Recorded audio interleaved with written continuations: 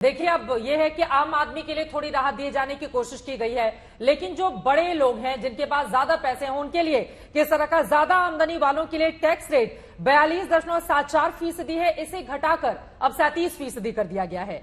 Super rich लोगों के लिए हायर सरचार्ज को 37% से घटाकर 25% किया गया और इस तरह पहले 42.74% लगने वाला सुपर रिच टैक्स अब 37% का हो जाएगा। तो उन लोगों को भी बड़ी राहत पहुंचाई है सरकार। हाँ, ये देखिए क्या है, जब 37% सरचार्ज लगाया था 5 करोड़ से इनकम ज्यादा वालों को, वो एक एडहोक मेजर था और उस समय भी अनाउंसमेंट की गई थी कि looking to fiscal deficit and present position वो सरचार्ज 37 किया गया। अब वो सरचार्ज को 25% पर, सरचार्ज वैसे भी बहुत ज्यादा होना नहीं चाहिए क्योंकि सरचार्ज एक एडहोक मेजर होता है सरकार के लिए। बिल्कुल। अब 25% टैक्स कर 37 का 25 करने का मतलब ये हो गया कि जिसकी इनकम 5 करोड़ से 6 करोड़ के बीच में है, अगर मैं 5 से थोड़ा सा ऊपर चल जाऊंगा, उनको लगभग 17 लाख रुपए का टैक्स का बेनिफिट आएगा इस समय। जिसकी 6 करोड़ की इनकम है उनको लगभग 21 लाख रुपए का इससे टैक्स का इफेक्ट पड़ेगा। सिंपल कैलकुलेशन है कि आपका 12% सरचार्ज कम हो गया, जो टैक्स रेट 30% के ऊपर लगता है, तो हर 1 करोड़ के ऊपर आपको लगभग 3,60,000 रुपए का टैक्स का बेनिफिट प्लस जो सरचार्ज सेस लगता है वो बेनिफिट। तो ये एक बेनिफिट है, ये एक एबनॉर्मलिटी थी जिसको रिमूव किया गया। अब इसको कंसेशन मत समझिए, ये एक सुपर रिच के ऊपर जो एडहॉक टैक्स लगाया था उसको विड्रॉ कर लिया गया, उसको विड्रॉ कर लिया गया है और वहां पर थोड़ी राहत पहुंचाने की चूंकि लगातार इस तरह की उम्मीदें उन लोगों की भी थी, टॉप से लेकर बॉटम तक सभी की उम्मीदें इस बजट से होती हैं ताकि आमदनी अठन्नी खर्चा रुपया वाले हालात नहीं बने और सरकार थोड़ी राहत दे सके। आम लोगों के और भी सवाल है, गोपाल जी वो सवाल ले लेती हूं और उसके बाद आप उसका जवाब दीजिएगा। We are operating on two types of tax.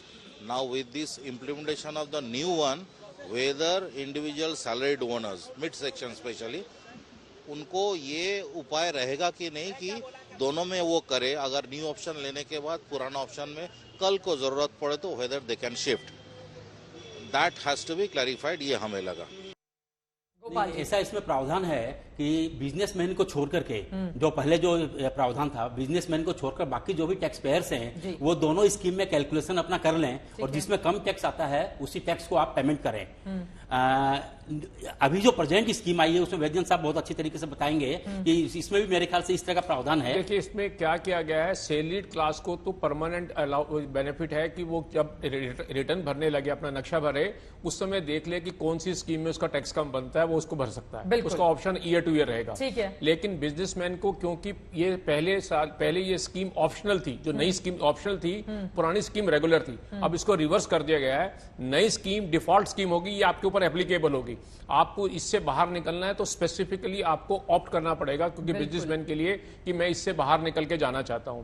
क्योंकि पहले लोग, हो सकता है कि कुछ लोग वहां चले गए हो, वापस आने हैं, तो एक टाइम ऑप्शन दिया जा रहा है बिजनेसमैन को कि अगर वो नई स्कीम में चले जाते हैं और वो वापस आना चाहें ओल्ड टाइम में, तो एक बार उनको ऑप्शन मिलेगा। लेकिन एक बार चेंज करने के बाद ये दोबारा ऑप्शन नहीं मिलेगा, अगले सालों में तो परमानेंट जाना पड़ेगा। ठीक है। लेकिन मेरा ऐसा मानना है कि आज की डेट में अगर आप ओवरऑल कैलकुलेशन करें, एक्सेप्ट जो लोग 7 से 10 लाख के बीच के टैक्स के ब्रैकेट हैं, 10 लाख से ऊपर वालों को हर एक को नई स्कीम में बेनिफिट आने वाला है। क्योंकि टैक्स का डिफरेंस, जैसे गोपाल जी बता रहे थे, 15 लाख की इनकम पे पहले 2,62,500 रुपए टैक्स लगता था, अब लगभग 1,50,000 लगता है। यही वजह है कि कुछ ऐसे चेहरे हैं, पूर्व वित्त मंत्री पी चिदम्बरम ने भी, हालांकि राहुल गांधी की प्रतिक्रिया का इंतजार है, लेकिन उन्होंने इस टैक्स स्लैब में जो बदलाव किए गए हैं, आम लोगों को राहत पहुंचाने की जो कोशिश है उसका वेलकम किया है। शायद इसी वजह से, मतलब उधर से विपक्षी दलों की ओर से भी यहाँ पर वेलकम किया जा रहा है। हाँ, क्योंकि ये एक सिंप्लीफिकेशन का स्कीम है। लेकिन देखिए थोड़ा सा जो मेरा इसमें अनुभव है ये है